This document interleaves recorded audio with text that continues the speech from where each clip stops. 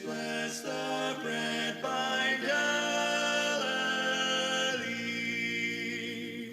Then shall all bondage cease, all fetters fall,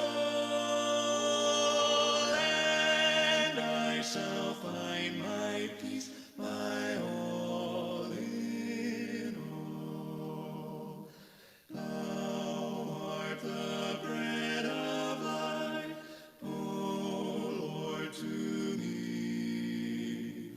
Thy holy word, the truth that saveth me. Give me to eat and live with thee above. Teach me to love thy truth, for thou art love.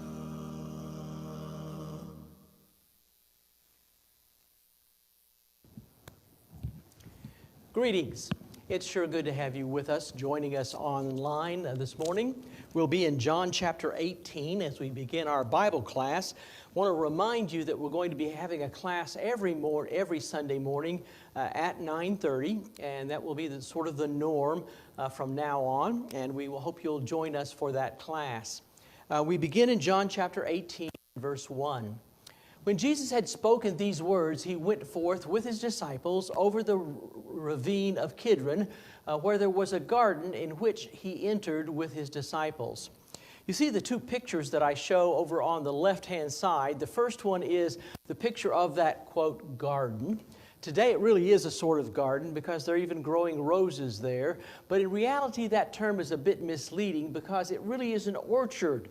It's an orchard of olive trees, and you see an olive tree in the picture down below. And so you'll see it there. D.A. Carson says the Gospels move inexorably toward the passion and resurrection of Jesus the Messiah.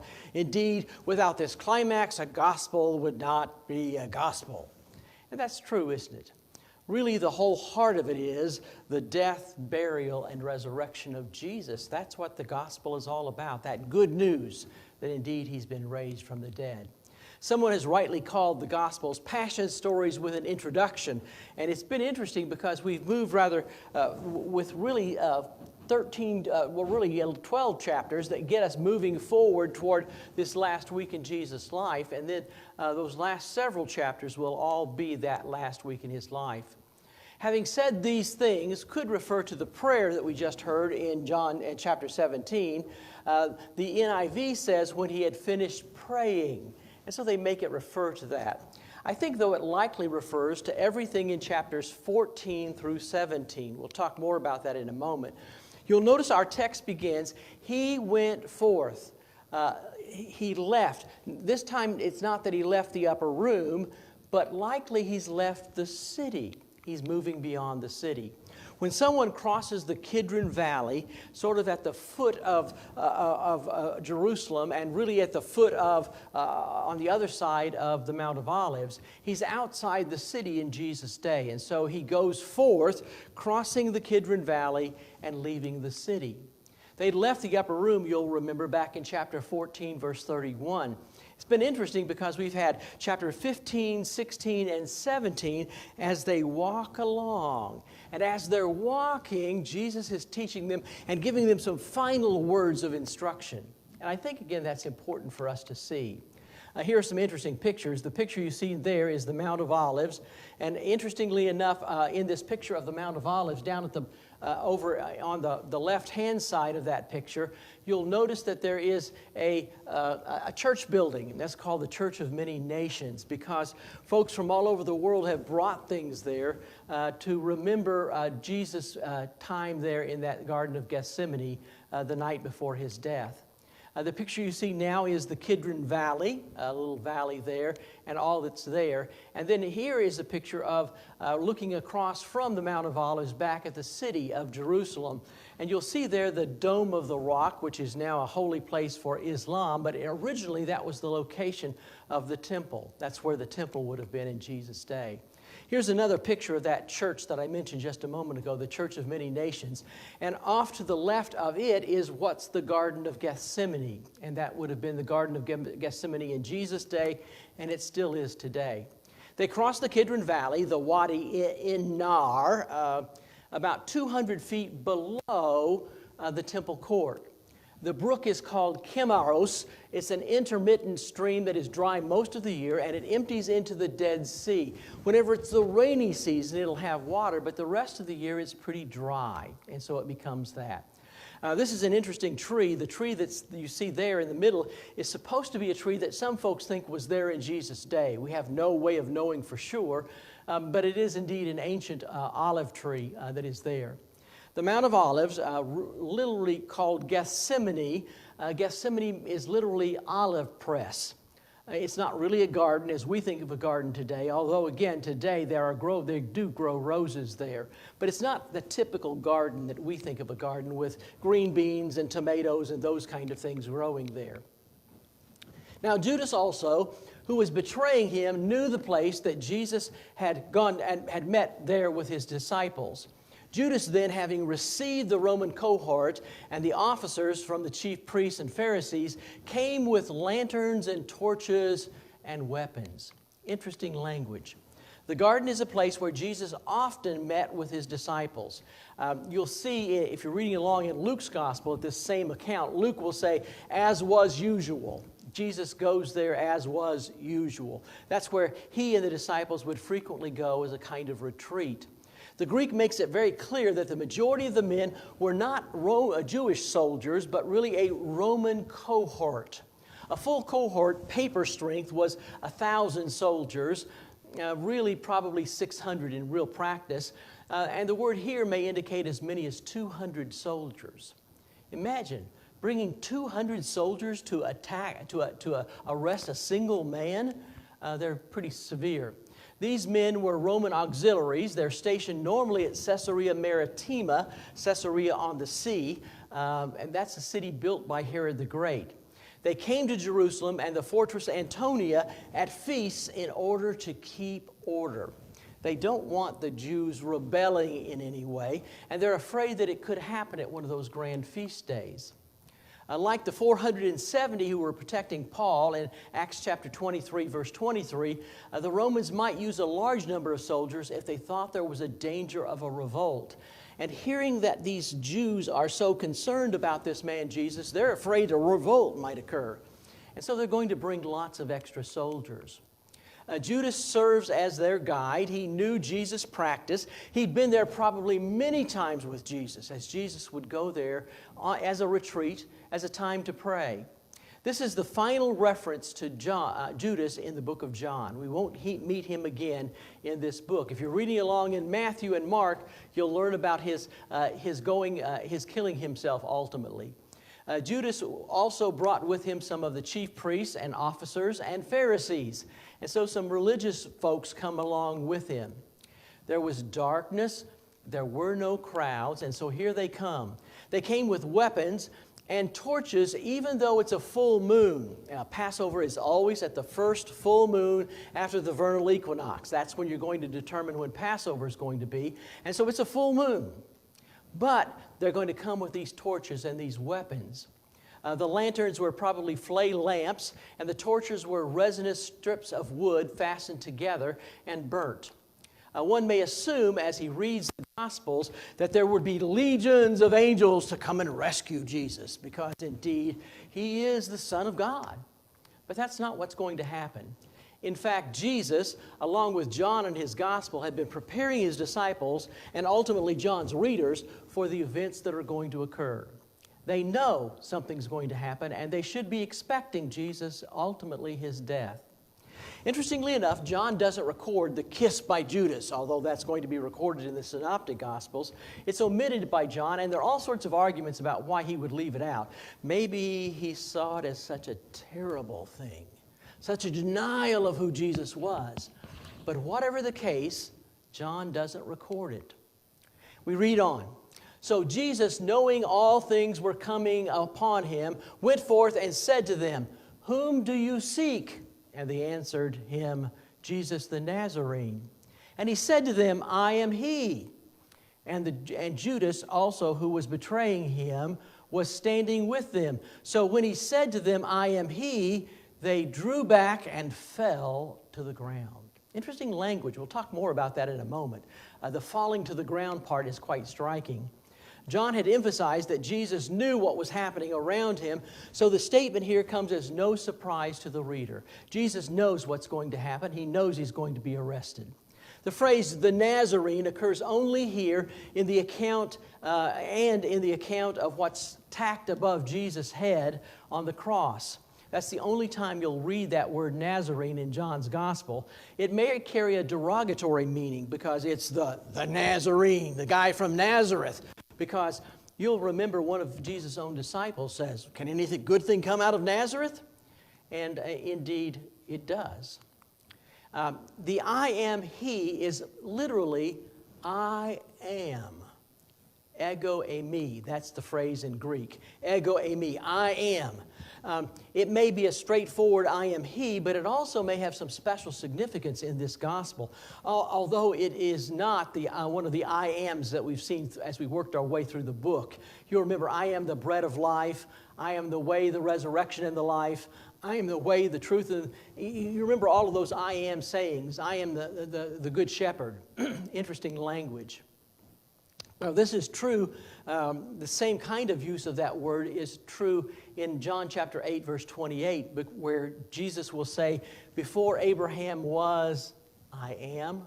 Not I was, but I am. And that's pretty striking because it reminds us of what happens back in the book of Exodus. Note the questioners fell back. They fell to the ground. And that's quite striking, I think. Linders and D.M. Smith call this point scarcely conceivably historically. That's not historically what you would expect to happen, but it does indeed happen.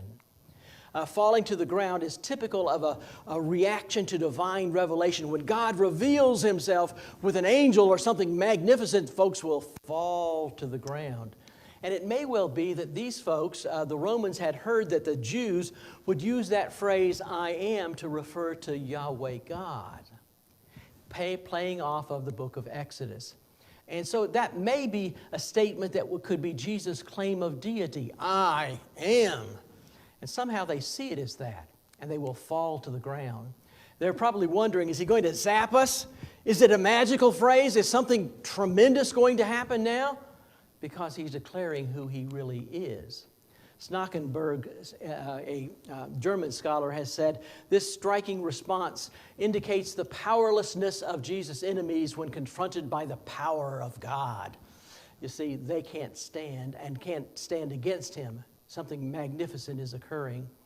Note, many of Jesus' audience were non-Jews, and they would have been, I think, a bit surprised by all of this as well. They're hearing that same kind of language, and these non-Jews who've now become Christians would have known that Exodus story when good old Moses is standing before the burning bush, and he will say, I don't know who do I tell them who sent me, the one who sent me? And he says, tell them I am has sent you. And so it's very much who Jesus is. He is God. Therefore, he asked them, whom do you seek? And they said to him, Jesus the Nazarene. And Jesus answered, I told you that I am he. If you seek me, let these go their way. To fulfill the word which he had spoken, of those whom you have given me, I lost not one. Verses 7 through 9, Jesus takes the initiative to ensure that his followers are not harmed. Before he's taken away. He's already said back in chapter 6 and chapter 10 and earlier in chapter 17, he's already said that he's not lost any of them. Not one of them has perished. It's chapter 17, verse 12, where he says, of those whom you have given me, not one has perished. And he's going to make sure that they're not hurt by these soldiers who've come to arrest him. And so he says, take me. Let them go. He indeed is the good shepherd. You'll remember that's one of those I am sayings that we saw back in chapter 15. I am the good shepherd. And he's being that good shepherd to take care of his sheep. He's making sure that they indeed are taken care of. Simon Peter then, having a sword, drew it and struck the high priest's slave, the ear of the high priest's slave, and cut off his right ear. And the slave's name was Malchus. So Jesus said to Peter, "Put the sword into the sheath. The cup which the Father has given me, shall I not drink it?" Interesting language, isn't it? All four Gospels will record this part of the story. Only John gives us both the name of both of the main characters.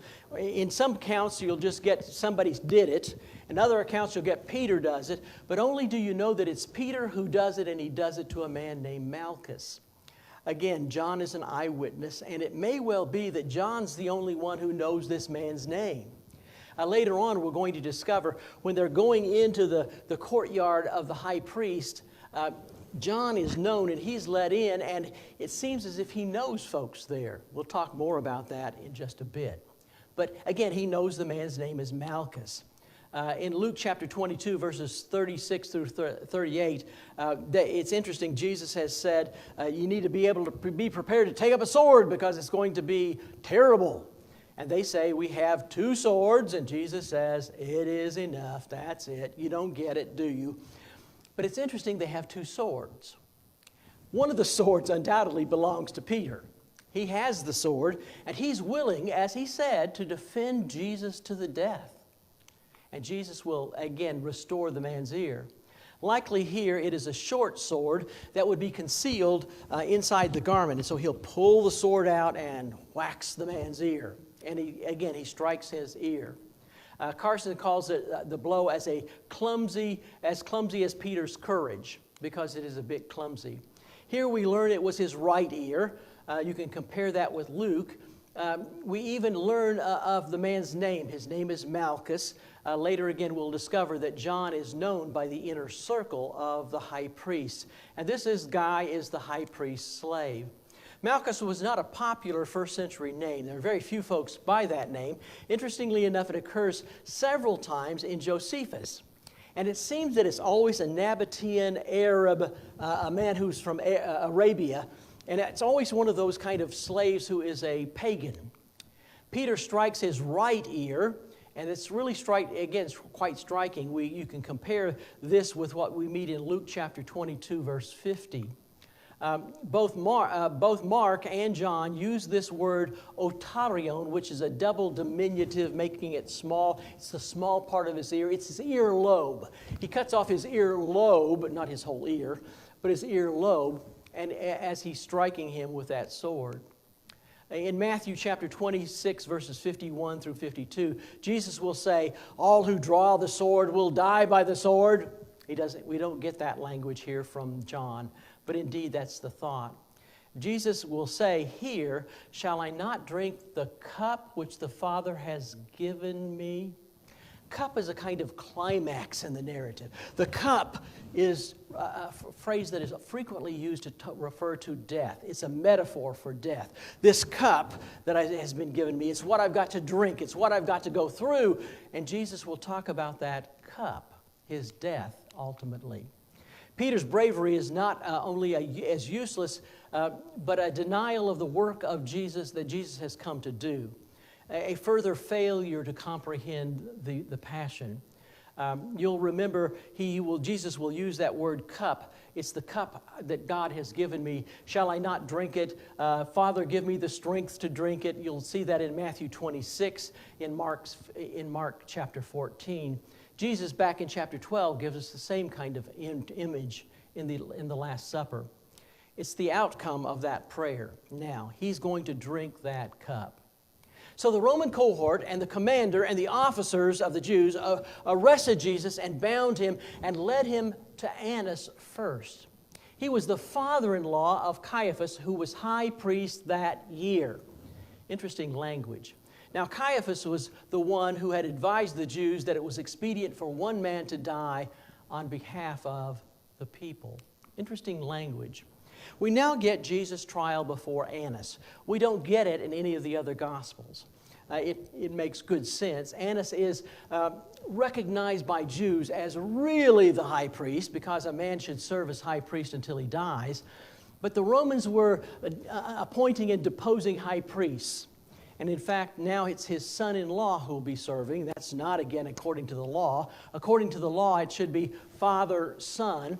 Ultimately, Annas will serve as high priest. 5 of his sons will serve as high priest. His son-in-law serves as high priest, and it's now his son-in-law, Caiaphas. Only John records this preliminary interrogation of Jesus before Annas, father-in-law of the official high priest, Caiaphas. That's only in John. You don't meet that in Matthew, Mark, or Luke. But we hear of this first trial. It's really interesting because we're going to get 3 real trials of Jesus before Jews. There'll be a trial before Annas, and then there'll be the trial before Caiaphas, and then before the whole Sanhedrin. And then there'll be a Roman trial before Pilate, and then he'll send him off to Herod, and then it'll come back and have another trial before Pilate. And so we really have sort of 6 parts of this trial of Jesus, which is going to be seen as really falsehood. It's not really true. In deference to his continuing power and stature, Jesus is first brought to Annas. The absence of witnesses suggests that this is rather an informal hearing. There are no witnesses that are called to suggest what Jesus has done wrong. Note he's introduced by his well-known son-in-law, who had counseled the Jewish leaders that it would be better for one man to die in behalf of the people. And it's interesting because we're reading along in John, and when he says that, John will say, well, he was high priest that year, and he's prophesying. He's telling something that's true, even though he doesn't realize the truth of it all. And so that becomes significant. A tomb located in the south of Jerusalem was discovered in it was discovered several ossuaries. An ossuary is a bone box. One of those contained the bones of the former high priest Caiaphas. It was a Jewish custom to store those bones of the deceased in ossuaries, in bone boxes. The bones were collected 1 year after burial, and so the person will lay on a flat sort of a bench of sorts, and he'll lay there until the flesh has rotted away, and then the bones will be collected and put in an ossuary, a bone box. This is where they found those. You can see a couple of ossuaries in that cave where they found those bone boxes. The ossuary of Caiaphas is really quite interesting. Here is a picture of it. I first saw it in Jerusalem. I got to go to the Israeli Museum and got to see it there for the first time. And then the second time I got to see it in Washington, D.C., because they brought it to D.C. to be at the Smithsonian so folks could see it there. The ornate ossuary contained the bones of a 60-year-old man, Caiaphas. And there is the scribbling that's on the back side, and there'll be another inscription on the other side. On the side above, on the back of the ossuary, is inscribed Caiaphas's name. It will say Yosef, Bar, son of Caiaphas, Joseph, son of Caiaphas. And so he is apparently, his given name is Joseph, but he's known by his daddy's name, Caiaphas. Here are a couple more pictures of that ossuary. Again, it's really quite striking, to say the least. Simon Peter was following Jesus, so was another disciple. Now, the disciple was known to the high priest and entered with Jesus into the court of the high priest. But Peter, was standing at the door outside. So the other disciple, who was known to the high priest, went out and spoke to the doorkeeper and brought Peter in. The slave girl who kept the door said to Peter, you are not also this man's disciple, one of this man's disciples, are you? And he said, I am not. Now the slaves and the officers were standing there, and having made a charcoal fire, for it was cold, they were warming themselves, and Peter also was with them, standing and warming himself. Peter's first denial is now recorded. Jesus in advance had advanced knowledge of this and indicates his control of the events. He basically has said, Peter, you're going to deny me 3 times before the rooster crows, and you'll remember that. Another disciple here, traditionally is understood to be the beloved disciple, John. John never mentions his own name in this whole book. The closest you get is in the post-resurrection appearances, and in the post-resurrection appearances, he will describe himself as son of Zebedee. He will describe himself with his brother James as sons of Zebedee. but that's the closest we get to his name ever being used. He's not here called the beloved disciple, but everybody believes that's probably the case. It's thought that it would be unlikely for a fisherman from Galilee to be known, nostos is the Greek word. The Septuagint will use that word as for intimate friends more than acquaintances. And it's kind of strange that he would be known there. He's not here called the beloved disciple, but again, we believe he is. According to an apocryphal gospel, the gospel to the Hebrews, John used to provide fish for the court of the high priest while working for his father Zebedee.